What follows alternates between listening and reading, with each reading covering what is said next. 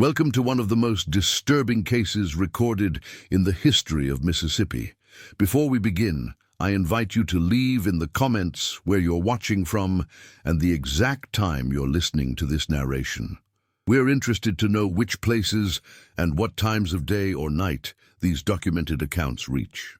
In the autumn of 1843, a series of unusual incidents began to occur at Blackthorn Estate, located approximately 15 miles south of Natchez, Mississippi.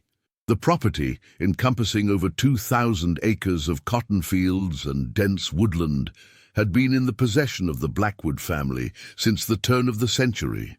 What transpired within those grounds would remain buried in county records for more than a century, disturbing even the most seasoned historical researchers who uncovered fragments of the truth.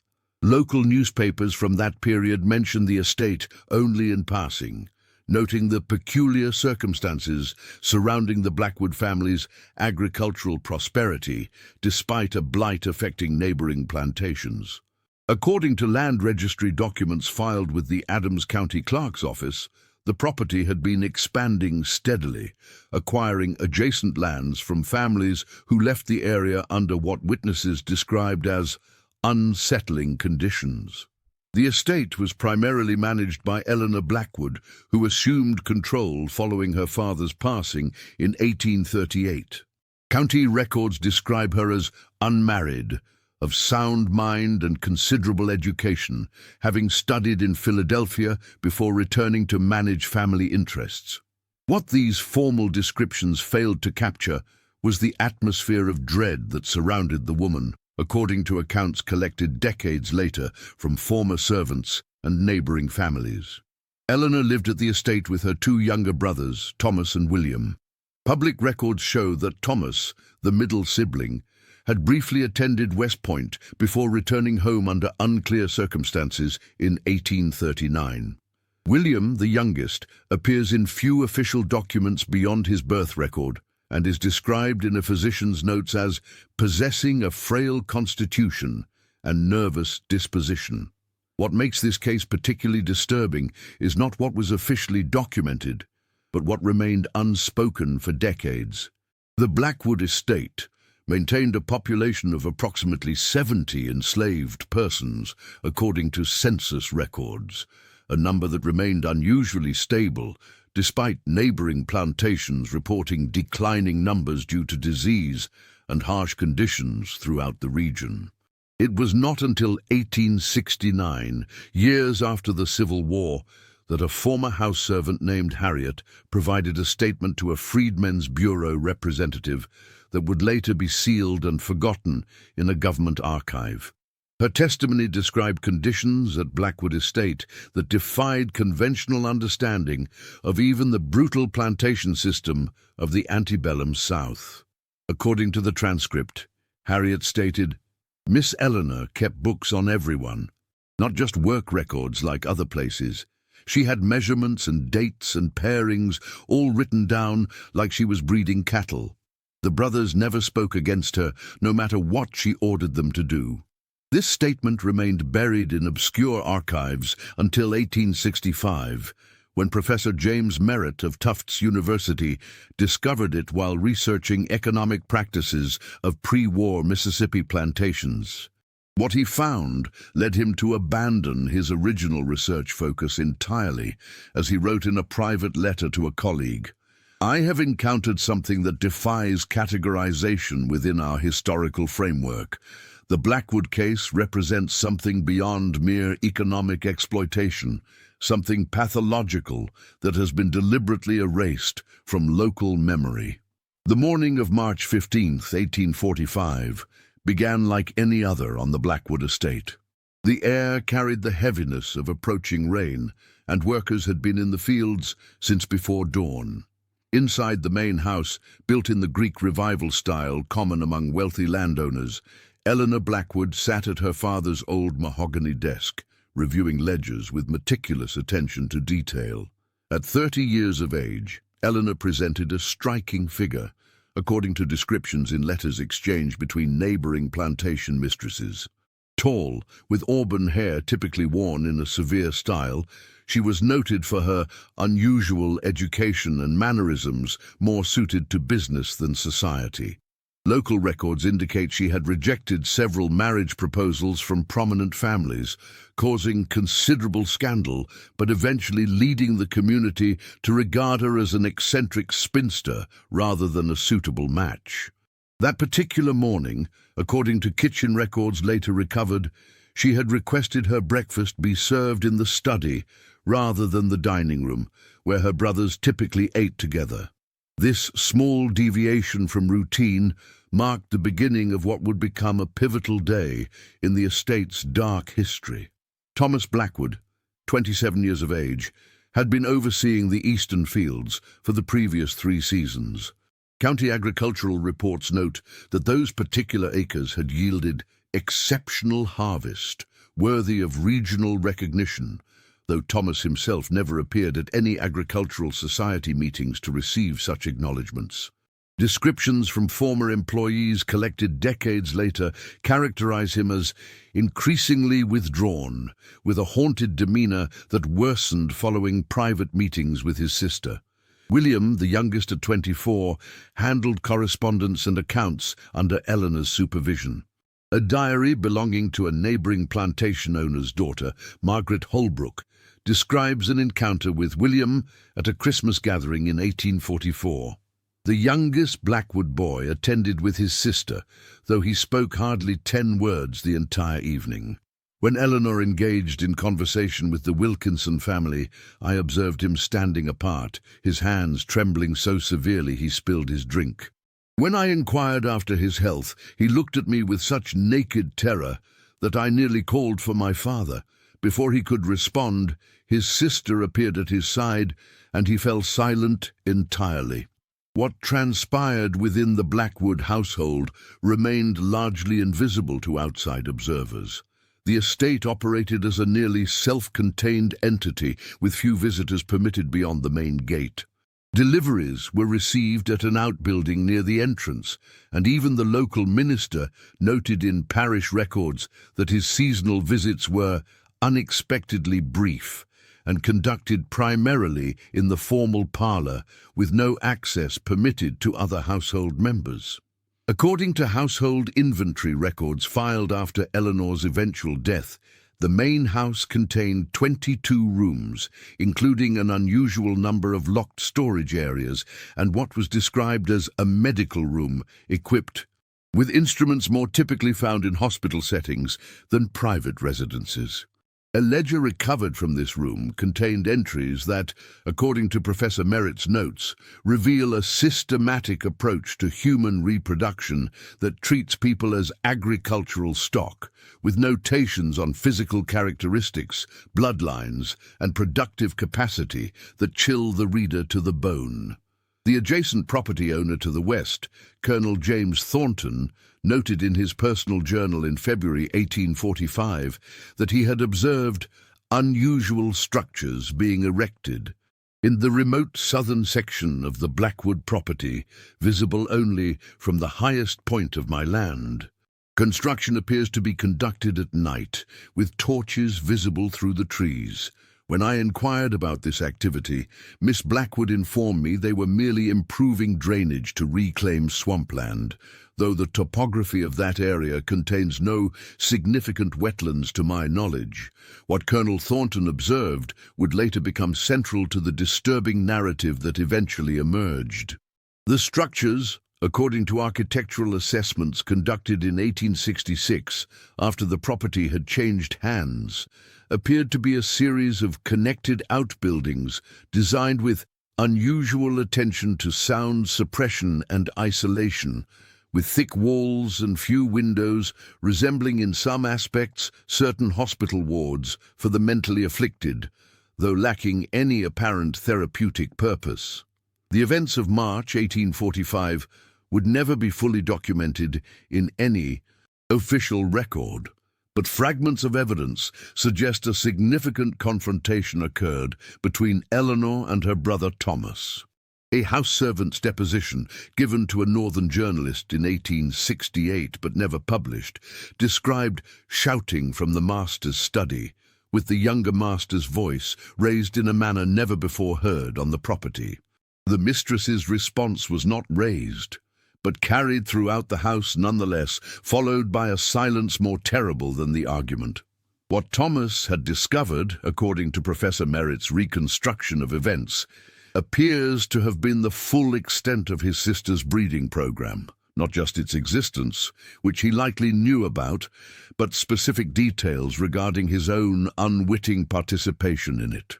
Household records indicate that Thomas had been encouraged by Eleanor to inspect certain aspects of the operation, presumably to maintain the illusion of normal plantation oversight while keeping him ignorant of the broader pattern. According to entries in Eleanor's personal journal, recovered from a hidden compartment in her desk in 1866, Thomas had found and broken into a locked cabinet containing detailed genealogical charts, medical records, and what she referred to as breeding projections for the coming decade. The specific contents of these documents were never fully described in any surviving record. As Professor Merritt noted, they were too disturbing to be included in any academic publication and should be secured against public access indefinitely. What is known from estate financial records is that the Blackwood plantation had developed what Eleanor's ledgers clinically termed bloodline management, that treated human beings as livestock to be selectively bred. The full horror of this system, beyond its inherent dehumanization, lay in her detailed documentation of forcing her own brothers to participate, sometimes unknowingly, in what she coldly referred to as genetic contribution to the property assets. The March confrontation marked a turning point.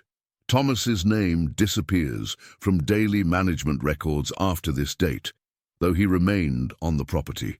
Household purchase orders from Natchez merchants show an increase in the acquisition of certain medicinal substances, including laudanum and other sedatives. A physician from Natchez, Dr. Samuel Whitfield, recorded in his visit log a series of calls to the Blackwood estate to treat nervous exhaustion in the younger male members of the household, though no specific treatments were noted. William's deterioration accelerated following these events. Parish records note his absence from Easter services that April, with Eleanor informing the minister that he was indisposed with a persistent fever. No further public sightings of William are recorded until August, when a shopkeeper in Natchez noted in his customer ledger that the younger Blackwood boy appeared greatly altered, thin to the point of emaciation and requiring assistance to walk, accompanied by his sister, who conducted all business matters while he remained silent. Throughout this period, Eleanor's management of the estate continued with apparent normalcy. Cotton yields remained high, tax payments were processed punctually, and her correspondence with cotton brokers in New Orleans shows no disruption in business operations. Yet behind this facade of agricultural productivity, according to testimony later collected from former workers, the atmosphere of the plantation had transformed into something even more oppressive. Those who returned were reportedly changed in manner, speaking little and avoiding eye contact with others. Medical records kept by Eleanor show an unusual pattern of pregnancies, births, and infant mortality, all documented with a clinical detachment that, as Professor Merritt noted, reveals a mind viewing human reproduction as merely another agricultural process to be optimized. The system Eleanor had established combined the worst aspects of plantation slavery with a coldly, scientific approach to human breeding that anticipated the eugenics movements that would emerge decades later. Harriet's testimony describes workers being relocated between different areas of the property with increasing frequency, with certain individuals, particularly women of childbearing age, kept isolated in the southern outbuildings for extended periods. What made her case unique, even within the brutal context of the antebellum South, was her extension of this control to her own family members, using what surviving records suggest was a combination of psychological manipulation, social isolation, and eventually chemical sedation to maintain their compliance. By June 1845, Thomas appears to have been completely removed from management duties. Estate records show the hiring of an overseer named Jeremiah Coates, previously employed at a plantation 30 miles downriver, who assumed responsibility for field operations. Coates's personal correspondence, discovered in a collection of family papers donated to the Mississippi Historical Society in 1957, reveals his growing unease with the operation. In a letter to his brother, dated July 1845, Coates wrote, "The position pays considerably above the standard rate, which initially appeared fortunate. I now understand why the premium is necessary. The mistress has established a system unlike any I have encountered previously. With detailed records and procedures, I'm expected to follow precisely. What occurs in the South Quarter is not spoken of directly, but I have observed enough to question whether I can, in good conscience, continue this employment beyond the harvest season. The brothers are rarely seen, and when they appear, they behave more like inmates than masters." Coates would remain at the estate for only 4 months before departing suddenly in September. His final letter mentions conditions that no Christian man could countenance, without specifying details. County employment records show he relocated to Tennessee shortly thereafter, never returning to Mississippi. The neighboring Thornton plantation continued to document unusual activities.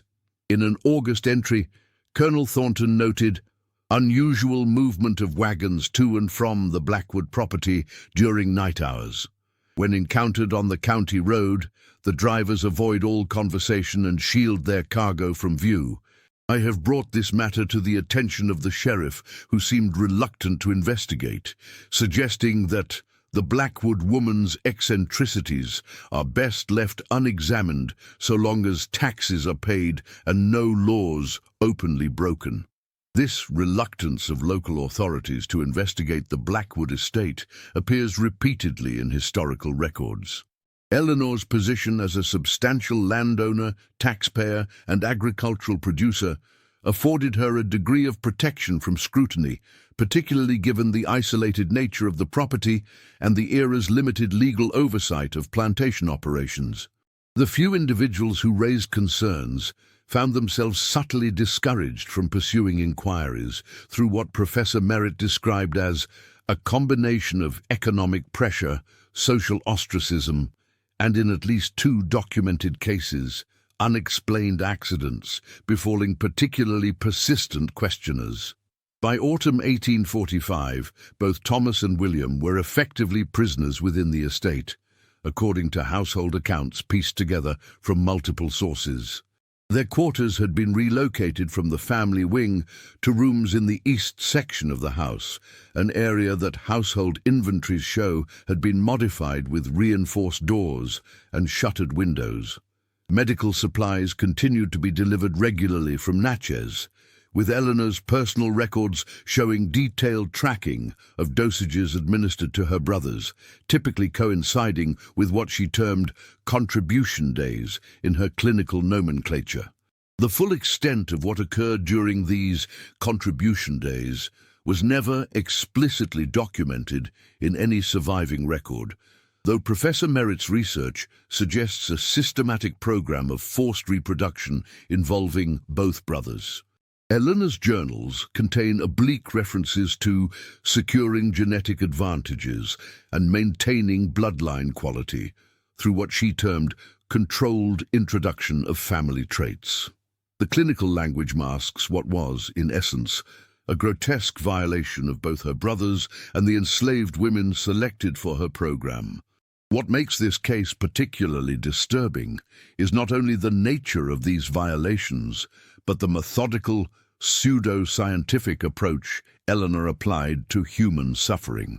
Her ledgers show careful tracking of pregnancies, births, and subsequent development of children, with notations evaluating physical characteristics, temperament, and other traits she deemed valuable.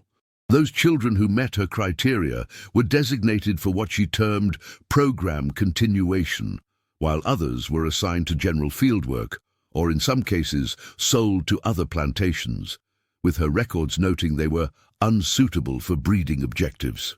In October 1845, a significant change occurred in the household routine. Eleanor's journal contains an entry noting that T has become increasingly difficult to manage despite increased sedation, requiring physical restraint during yesterday's collection procedure. W remains compliant, but his physical condition deteriorates despite nutritional supplements, must consider program adjustments to maintain viability. The program adjustments appeared to involve bringing in a new physician, Dr. James Ellsworth, previously associated with an asylum in Maryland. County records show he received a substantial payment from the Blackwood estate in November 1845, listed ambiguously as professional consultation services. No official record of his findings exists, but Eleanor's subsequent journal entries suggest he provided guidance on more effective sedation protocols and restraint methods disguised as medical treatments for nervous disorders. Throughout this period, the cotton production of the estate continued unabated. Shipping records from New Orleans show the Blackwood plantation maintained output levels that ranked among the highest in the county. This economic success provided Eleanor with both the resources to continue her program and the social insulation that prevented outside interference. As Professor Merritt noted in his analysis, the commercial success of the operation served as both means and cover for the atrocities occurring behind the estate walls, demonstrating how economic productivity often shielded the worst abuses of the plantation system from scrutiny. By December 1845, William's health had deteriorated to a critical point. A letter from Dr. Ellsworth to Eleanor, preserved in county records as part of later estate litigation, advised that the younger subject's condition cannot sustain current protocols without risk of permanent damage or fatality. Recommend reduction in frequency of procedures and increased recovery periods. Eleanor's journal shows she dismissed this recommendation, noting coldly that W's genetic contribution remains essential to Phase 3 objectives, regardless of personal cost. The winter of 1845 brought unusually cold weather to the region, according to meteorological records maintained by a Natchez Scientific Society. The Blackwood estate, like others in the area, faced challenges maintaining adequate heating and preventing illness among workers. Eleanor's records show increased mortality in the southern quarters, though her concern appears limited to the impact on her breeding program rather than human suffering. Thomas's situation reached a critical point in late December. Household staff accounts, collected years later, describe an incident in which he broke free from his room during a moment of reduced sedation, making his way to Eleanor's study, where a violent confrontation occurred. No official record documents this event, but Eleanor's journal contains a cryptic entry dated December 27th. T subdued after unfortunate incident. Damage to study materials substantial, but program documentation secured. Increased security measures implemented. T relocated to secure facility in Southern Complex for intensive management. This secure facility appears to have been a specially constructed building within the complex Colonel Thornton had observed earlier that year. Architectural assessments conducted after the war described it as a structure combining elements of medical isolation wards and secure holding facilities, with rooms designed for individual confinement and a central area equipped similarly to a medical theater, though serving no apparent therapeutic purpose. Thomas would remain confined in this facility for the duration of his life, according to estate records. His name appears only in Eleanor's private documentation after this point, with no further public record of his existence. William, meanwhile, continued to decline rapidly. By February 1846, Eleanor's journal notes that W requires constant medical supervision between procedures and expresses concern that extraction quality shows marked deterioration despite stimulants. The full horror of what occurred at the Blackwood estate would never be completely documented. Even Professor Merritt, after years of research, noted that significant aspects of the operation remain mercifully obscure, with gaps in the historical record that perhaps should not be filled. What can be pieced together from surviving evidence suggests a systematic program of human breeding that combined the worst aspects of slavery with Eleanor's distorted application of emerging theories of heredity and selective breeding, decades before such concepts gained wider scientific attention. By spring 1846, William's condition had deteriorated beyond recovery. Parish death records show he passed on April 4th, with the official cause listed as consumption and nervous exhaustion. He was buried in the family plot with a small private ceremony, attended only by Eleanor and the minister, according to church records. No obituary appeared in local newspapers, and his passing received no public acknowledgement beyond the minimum legal documentation. Thomas's fate remained hidden from public view entirely. Eleanor's private records indicate he remained in confinement, with his contributions to the program continuing under heavy sedation. The last dated entry referring to him comes in August 1846, noting that tea's usefulness diminishes as resistance increases despite chemical management. Alternative arrangements under consideration. No subsequent mention of Thomas appears in any recovered document, suggesting either his death or removal to another location not documented in surviving records. Eleanor continued to manage the estate with apparent success for several more years. Agricultural production remained high, and her business correspondence shows expanding connections with cotton merchants throughout the South. Yet behind this facade of normality, according to accounts later collected from those who escaped the property, her breeding program continued and expanded, now focused entirely on the enslaved population, with no further mention of her brother's involvement. The Blackwood case might have remained entirely hidden from history were it not for the Civil War and its aftermath. Union forces occupied Natchez in 1863, and records show the Blackwood estate was inspected as part of efforts to identify property for potential confiscation. The initial military report notes only that the plantation was well maintained but currently unoccupied, with the owner reportedly having relocated to relatives in Georgia prior to our arrival.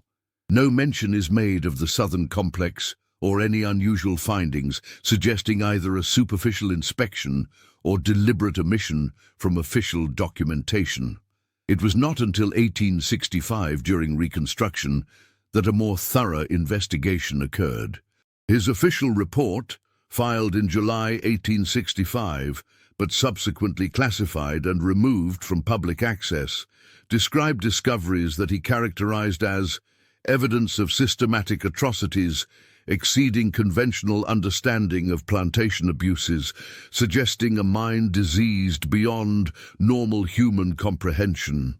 The southern complex, by then partially abandoned, contained what Pierce described as medical equipment arranged for human reproductive procedures, detailed records of forced breeding spanning multiple generations, and evidence of confinement facilities that can only be described as designed for the purpose of human husbandry in its most literal and horrific sense.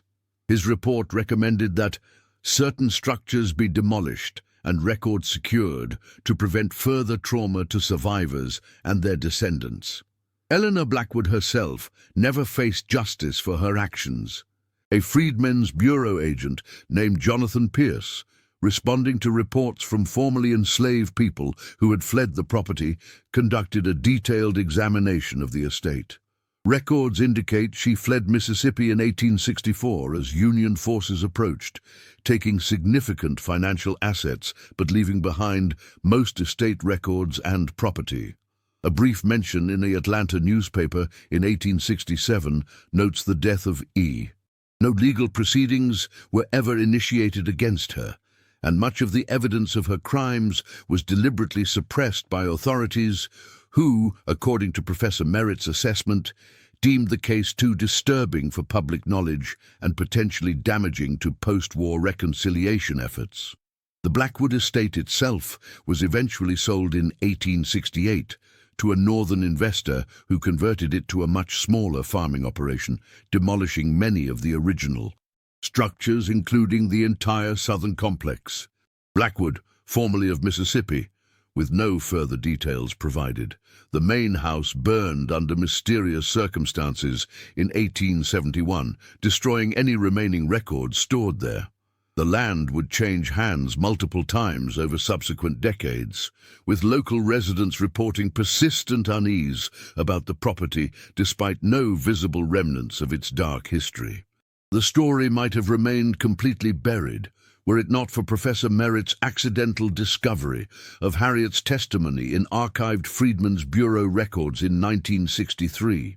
His subsequent research, conducted quietly over 5 years, assembled the fragments of evidence from dispersed sources, including county records, private correspondence, medical orders, shipping manifests, and architectural assessments.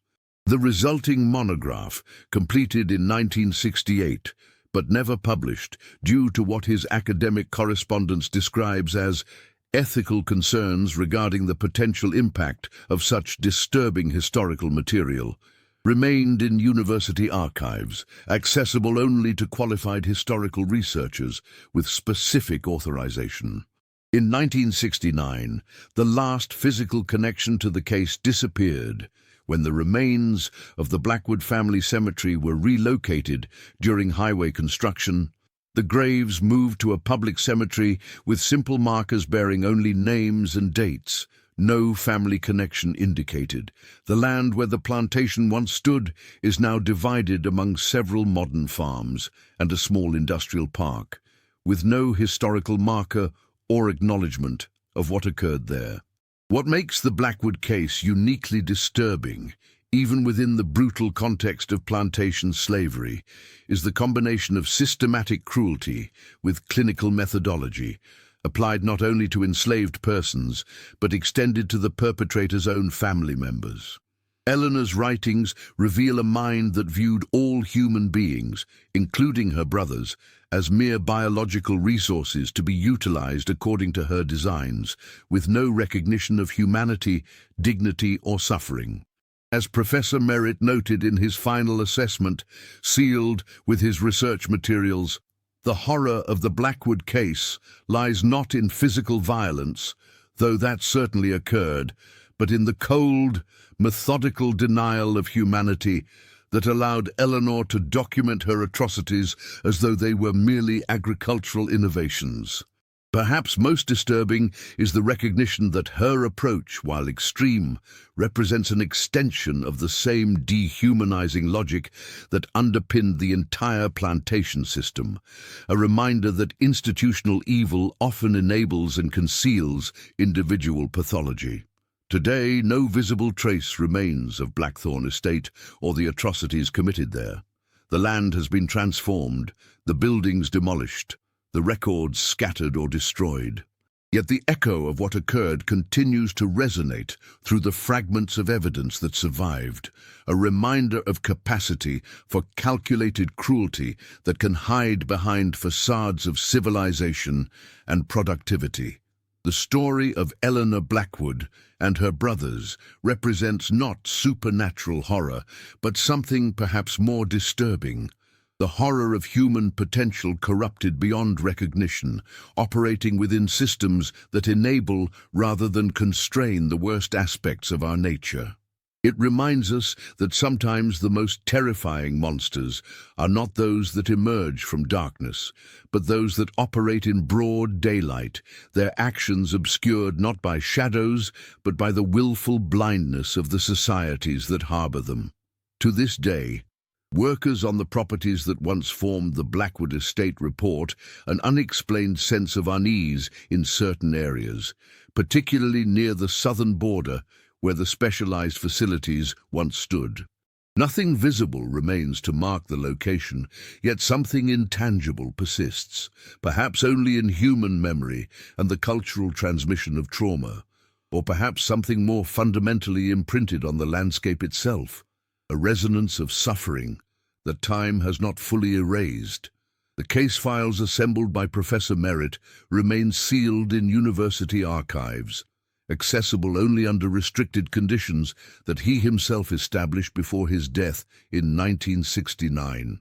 The Blackwood case represents not just historical atrocity, but a glimpse into an abyss of human potential that few are equipped to contemplate without lasting damage to their understanding of our shared humanity. The sound that still echoes from Blackthorn Estate is not a ghostly wail or supernatural manifestation, but something perhaps more haunting, the silence of stories deliberately buried, of suffering unacknowledged, of justice never served, and of wounds that, generations later, remain unhealed in the collective memory of a place and its people. His final note regarding the collection reads simply, "Some chapters of human history, though they must be preserved for their cautionary value, perhaps should never be fully opened to public view." In 1952, during excavation for a manufacturing facility near the southern edge of what was once Blackwood property, construction workers uncovered a series of underground chambers not documented in any county survey. According to a foreman's report filed with local authorities, but subsequently removed from public records, the chambers contained evidence of medical procedures inconsistent with any standard practice, along with human remains showing signs of prolonged confinement. The discovery was quickly covered up, with county officials citing historical sensitivity and community relations concerns as justification for halting any investigation and resuming construction after the chambers were hastily filled with concrete. Jenkins described finding iron fixtures mounted to stone walls, with leather restraints still attached, and glass containers holding substances that had long since deteriorated. Most disturbing was his account of a room containing what appeared to be medical records, preserved somehow despite the dampness, with detailed notations about procedures performed on individuals identified only by numbers and physical characteristics. According to Jenkins, these materials were removed by county officials and never publicly acknowledged. A worker present during this discovery, Henry Jenkins, provided a statement to a local historian in 1967, shortly before his death. The historical obscurity of the Blackwood case reflects a broader pattern observed by Professor Merritt in his private research notes. Certain historical atrocities, particularly those that combine elements we prefer to keep conceptually separate, family betrayal, medical exploitation, sexual violation, and systematic dehumanization, seem to generate a collective impulse toward forgetting. They challenge not just our understanding of particular historical contexts, but our fundamental conception of human potential and limitations. This collective forgetting extended beyond official records to community memory. Interviews conducted with longtime Natchez residents in the 1950s showed a curious pattern of omission regarding the Blackwood family and estate. When specifically questioned about the property, respondents frequently exhibited what researchers termed directed avoidance, changing the subject or claiming ignorance despite demonstrating detailed knowledge of other historical properties in the area. This suggests not simple forgetting but active suppression of memory, a community-wide agreement to excise certain elements from their shared history. In 1847, Following William's death and Thomas's disappearance from public record, Eleanor's management of the estate entered what her private journals called Phase 3 implementation. Agricultural records show continued prosperity, with cotton production remaining among the highest in Adams County. Behind this economic facade, however, her breeding program continued with increasingly refined methodology. A ledger discovered in 1967 during renovation of the county courthouse, apparently misfiled decades earlier among tax records, contained what appeared to be Eleanor's classification system for what she clinically termed breeding stock. Individuals were categorized by physical characteristics, temperament, work capacity, and what she called reproductive efficiency, with detailed tracking across 3 generations. The document includes notations regarding line improvements achieved through what she termed controlled selection and targeted trait enhancement. The clinical language masks what was, in reality, a program of forced human reproduction conducted with methodical cruelty. Eleanor's notes indicate that by 1848 she had established what she considered 8 distinct genetic lines within the plantation population, each cultivated for specific traits she deemed valuable. Those who failed to meet her criteria were frequently sold to other plantations, their departure recorded in her ledgers with the same dispassionate notation she applied to livestock deemed unsuitable. What distinguished Eleanor's program from the general brutality of plantation slavery was not just its methodical nature, but its pseudo-scientific framework. Her journals reference theories of heredity that predated formal genetics by decades, suggesting she had accessed medical and scientific texts well beyond typical plantation libraries. References to correspondences with certain European physicians appear in her records, though no surviving letters have been discovered. These connections suggest her isolation was intellectual rather than geographical, with her remote Mississippi plantation serving as a laboratory for theories too disturbing to be openly acknowledged in scientific circles of the period. In May 1848, a visiting cotton broker from New Orleans named James Harrington made a brief reference to the Blackwood estate in his business diary. He noted that the Blackwood woman continues to achieve remarkable productivity despite regional challenges, though the methods by which this is accomplished remain obscured from visitors. I was permitted no further than the formal parlor and office, with other areas of the property explicitly designated as inaccessible. The atmosphere of the house struck me as unusually sterile and institutional, more reminiscent of a hospital than a plantation home. By 1849, Eleanor had established what her records refer to as controlled living environments for different categories of workers. Agricultural productivity records filed with county authorities show specialized work groups assigned to different areas of the estate, with detailed tracking of output and efficiency. What these public documents obscured was the breeding program underlying these assignments, with Eleanor's private records showing how individuals were grouped to facilitate her controlled reproduction protocols. The human cost of this program can only be glimpsed through fragmentary evidence. Medical records Eleanor maintained show high rates of maternal mortality, infant deaths, and what she clinically termed psychological deterioration among those subjected to her regime. Yet these outcomes appear in her notes merely as technical challenges to be overcome through adjusted protocols rather than human suffering to be addressed. In October 1849, a letter from Dr. Ellsworth, preserved among Eleanor's papers, indicates growing concern about the program's sustainability. While your methods have achieved remarkable consistency in selected traits, the increasing instability observed in subjects raises questions about long-term viability. The psychological deterioration noted in your most recent report suggests limits to human adaptability under current protocols that may not be overcome through procedural adjustments alone. Eleanor's response, drafted but perhaps never sent, dismisses these concerns. Your medical perspective remains constrained by conventional assumptions regarding human capacity and limitation.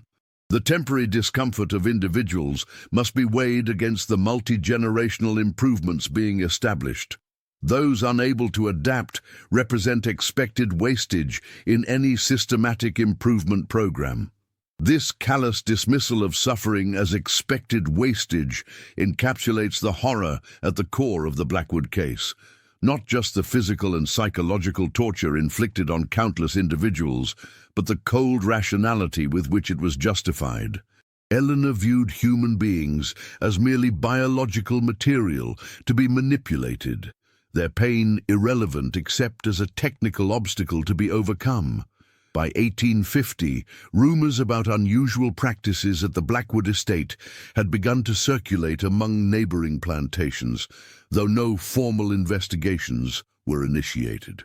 A letter from Colonel Thornton to the county sheriff, discovered among court records in 1965, expresses concern about unsettling reports from workers who have fled the Blackwood property, including allegations of medical procedures performed without appropriate qualification or purpose.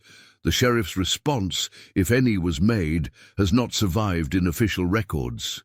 This lack of official response reflects the limited legal and social accountability governing plantations in the antebellum South. As a female property owner managing a productive estate, Eleanor occupied an unusual social position that combined vulnerability as a woman operating outside normal gender expectations with substantial economic power. This ambiguous status may have contributed to official reluctance to investigate allegations that, if proven, would have disturbed not just the specific case, but broader assumptions about plantation management and oversight. Throughout 1850 and 1851, Eleanor's program continued with minimal outside interference. Agricultural records show continued productivity, while her private documentation details further refinements to her breeding protocols. A ledger dated January 1851 contains a notation indicating that T-derived lines continue to show superior characteristics despite original source termination, suggesting Thomas had died or been permanently removed from the program by this point. No record of Thomas's death appears in any official document, nor is there evidence of burial on the estate. This absence itself speaks to the completeness of Eleanor's control over the property and its operations. Her brother, once legally co-owner of the estate, had been so thoroughly removed from public record that his ultimate fate could be obscured entirely. In July 1851, a significant change occurred in Eleanor's management approach.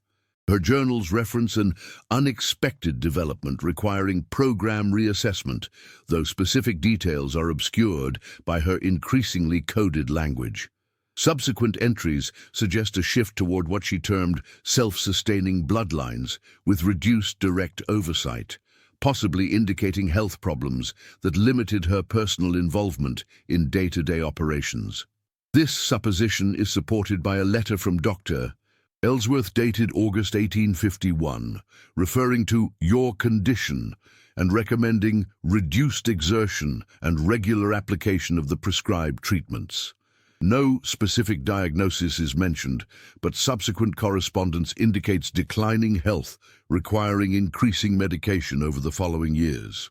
Despite her apparent physical deterioration, Eleanor maintained strict control over the estate through increasingly detailed written protocols, followed by overseers and selected workers who had been elevated to management positions. Her journals from this period show growing preoccupation with creating systems that would outlast her personal oversight, a disturbing indication that she viewed her breeding program not as a personal project, but as an enterprise that should continue independently. By 1853, Eleanor's health had declined significantly according to Dr. Ellsworth's records, with regular prescriptions for pain management suggesting a serious, possibly terminal condition. Yet agricultural production remained high, and her breeding program continued under the supervision of individuals she had selected and trained to implement her protocols. Her final journal entries show less attention to day-to-day operations and more concern with what she termed legacy security, ensuring her records and methods would be preserved. In March 1854, parish records note Eleanor's death from what was listed as consumption and feminine weakness, a common diagnosis that could have covered any number of actual conditions.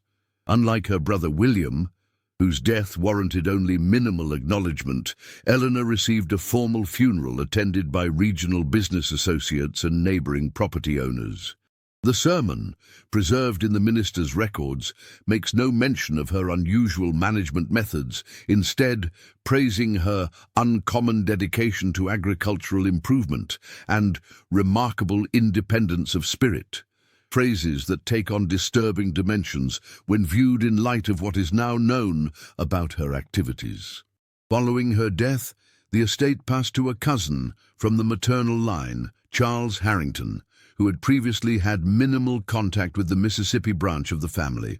Correspondence between Harrington and his legal representatives, discovered in a collection of business papers donated to the State Archives in 1959, shows his initial confusion regarding certain aspects of the estate's operation. In a letter dated May 1854, Harrington writes, "Upon review of the property, I have encountered operational structures unlike any I have previously observed in agricultural contexts. The southern section in particular contains facilities whose purpose remains unclear despite explanations offered by the current overseer. Certain record-keeping practices similarly defy conventional understanding. I request your presence at the estate at your earliest convenience to advise on appropriate continuance or modification of existing systems." Harrington's subsequent correspondence suggests growing disturbance as he gained greater understanding of what he had inherited. By June 1854, his letters indicate a decision to substantially reorganize estate operations and discontinue certain specialized practices initiated by the previous owner. This reorganization apparently included dismantling much of the southern complex, with county work orders showing substantial demolition and reconstruction over the following months. The breeding program Eleanor had established did not survive her death intact, though its effects would continue to impact the lives of those subjected to it for generations. Harrington, while discontinuing the most extreme aspects of the system, maintained ownership of the people Eleanor had treated as experimental subjects, now integrated into more conventional plantation operations. The specialized facilities were repurposed or demolished, but the human beings bred and categorized under Eleanor's protocols remained enslaved, their bodily autonomy still violated, though in less systematized ways. This transition represents one of the most disturbing aspects of the case, the way Eleanor's extreme cruelty, once removed, gave way not to justice or remedy, but simply to more typical forms of exploitation. The individuals who had suffered under her breeding program received no acknowledgement of what had been done to them, no compensation, no opportunity for healing or recovery beyond the cessation of the most extreme abuses. The Blackwood estate continued to operate under Harrington's management until the Civil War brought significant changes to the region. Union forces occupied Natchez in 1863, as previously noted, and records indicate the plantation was abandoned shortly before their arrival, with Harrington relocating to family properties in Georgia and taking significant assets with him. The full scope of what occurred at Blackthorn Estate might never have come to light had it not been for the testimony of survivors recorded by Freedmen's Bureau agents during Reconstruction. These accounts, fragmentary and often recorded by agents uncertain how to categorize what they were hearing, nevertheless provide the most direct window into the human experience of Eleanor's program. One such account, given by a woman identified only as Martha, who'd been born on the estate around 1830, describes the methodical nature of the breeding program. Miss Eleanor had books for everybody, not just workbooks, but body books. She measured and weighed and wrote down everything about a person from the day they was born. She decided who would be paired with who, and there wasn't no saying no. Some women were kept separate in the South buildings, only for breeding and not for field work. If babies didn't look right to her, sometimes they'd disappear. She said she was making improvements, like we was crops instead of people. Another survivor, identified as Samuel, described the role of Eleanor's brothers in the program. The mistress made her own brothers part of her breeding plans. The younger one, he was sickly and afraid, did whatever she told him. The older one fought back for a while, but she had ways of making people do what she wanted. Medicines that made you confused, not knowing what was happening.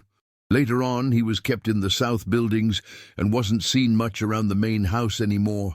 Folks who worked in those buildings said terrible things happened there, medical things like you do to animals. These testimonies, recorded by agents attempting to document the transition from slavery to freedom, represent the only direct accounts from those who experienced Eleanor's program firsthand.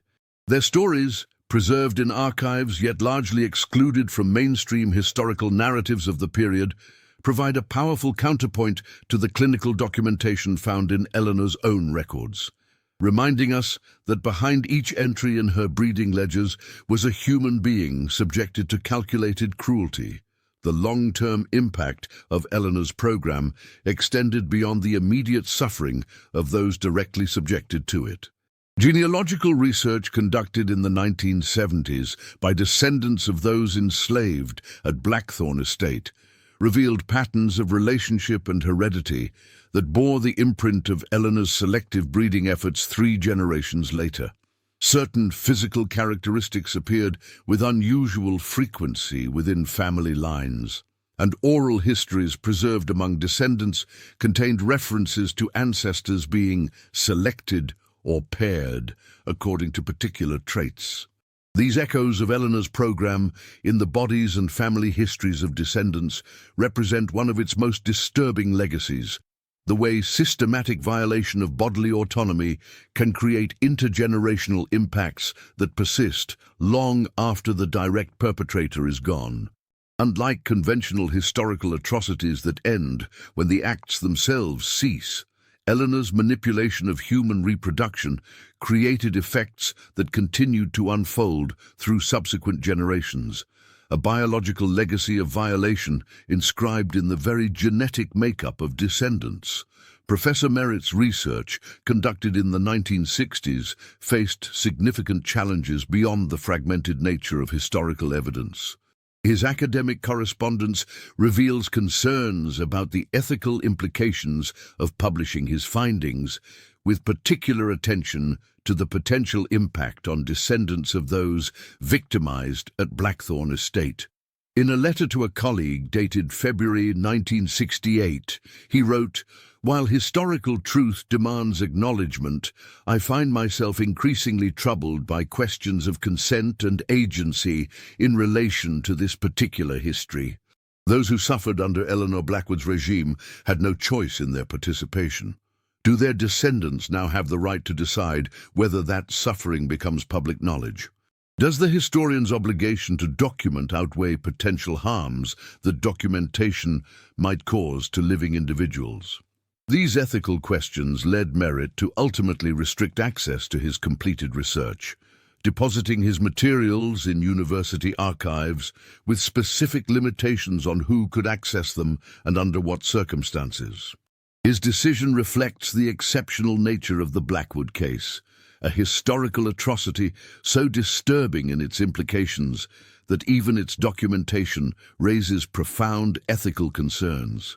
The land where Blackthorn Estate once stood has been transformed over subsequent generations, divided and redeveloped multiple times, with no physical marker acknowledging what occurred there. A folklore study conducted in Adams County in 1972 recorded stories told among local residents about a witch woman who bred people like animals, and warnings about certain areas where the ground remembers bad things even when the buildings are gone. These narratives, while lacking historical specificity, nevertheless preserve an emotional truth about the site, a recognition that some violations are so profound they leave a kind of psychic residue that outlasts physical evidence. Yet something of its history persists in local memory, transmitted through generations in forms that often blur historical fact with cautionary legend. This persistence of memory, however transformed by time and retelling, represents both the resilience of truth against efforts to suppress it and the limitations of conventional historical documentation in capturing certain kinds of horror. Eleanor Blackwood's clinical records provide evidence of what was done, but cannot fully convey the human experience of those subjected to her program. The fragmented testimonies of survivors offer glimpses of that experience, but are incomplete and mediated through the perspectives of those who recorded them. The folk memories preserved in local tradition lack factual accuracy, but perhaps capture emotional truths about the events that more formal documentation misses. Taken together, these multiple, incomplete perspectives offer not a comprehensive account of what occurred at Blackthorn Estate, but a series of partial views that collectively gesture toward a horror that remains, in some fundamental sense, beyond complete historical reconstruction. Some aspects of the case remain mercifully obscure, known only through their echoes and after-effects rather than direct documentation. What makes the Blackwood case uniquely disturbing, even among histories of plantation atrocities, is not just the nature of the violations committed, but their methodical, pseudo-scientific character. Eleanor Blackwood was not simply a cruel mistress acting from impulse or conventional prejudice, but someone who developed and implemented a systematic program of human exploitation that anticipated later eugenic movements in its logic, if not its specific methods.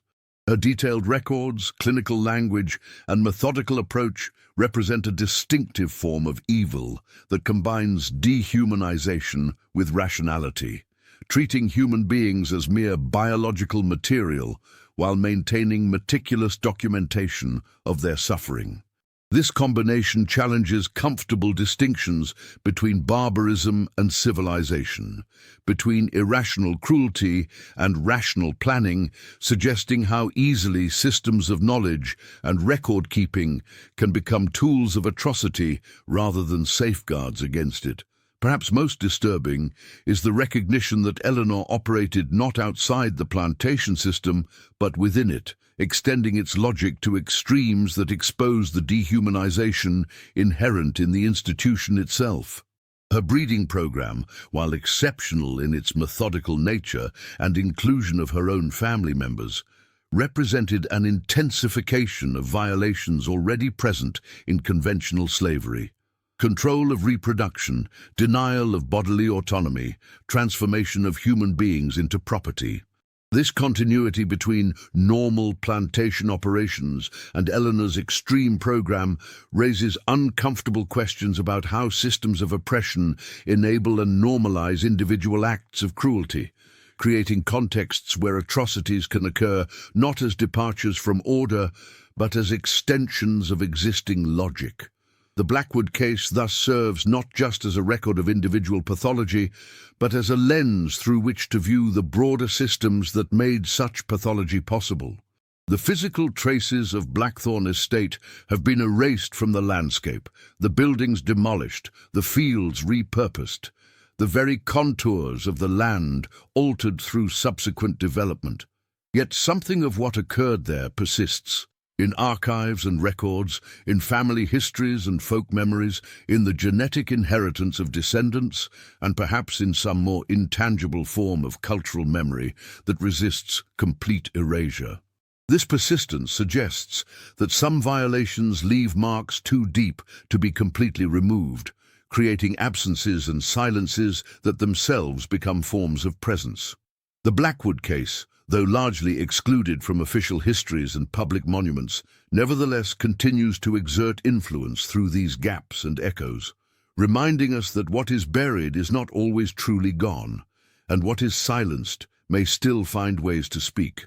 As Professor Merritt noted in the final entry of his research journal, sealed with his archive materials, the Blackwood case represents not just a historical atrocity, but a kind of wound in our collective understanding of the past, a place where conventional historical methods and narratives break down in the face of systematic horror. Perhaps such wounds serve a necessary purpose, reminding us that history is not simply a matter of documenting facts, but of acknowledging harms that may never be fully repairable, bearing witness to suffering that cannot be fully articulated, and recognizing that some aspects of the past resist both forgetting and complete remembrance. Today, the land that once formed Blackthorn Estate lies divided among commercial developments, residential areas, and agricultural fields, with no visible marker of what occurred there. The documents that record Eleanor's program remain scattered across various archives, accessible primarily to researchers with specific credentials and purposes. The descendants of those subjected to her breeding program have, in many cases, lost direct knowledge of their connection to the site, though genetic and family patterns may still bear its imprint. This dispersal and partial erasure represents neither complete forgetting nor full acknowledgement, but something more ambiguous, a kind of cultural half-remembering that preserves the essence of the violation while obscuring its specifics. Perhaps this ambiguous state itself tells us something important about how societies process histories, too disturbing to fully incorporate into conventional narratives, yet too significant to completely erase. The Blackwood case thus remains suspended between documentation and legend, between historical specificity and archetypal horror. A reminder that some chapters of human history resist closure, continuing to resonate across generations, not despite their partial obscurity, but perhaps because of it, haunting our understanding of both past and present with their unresolved implications.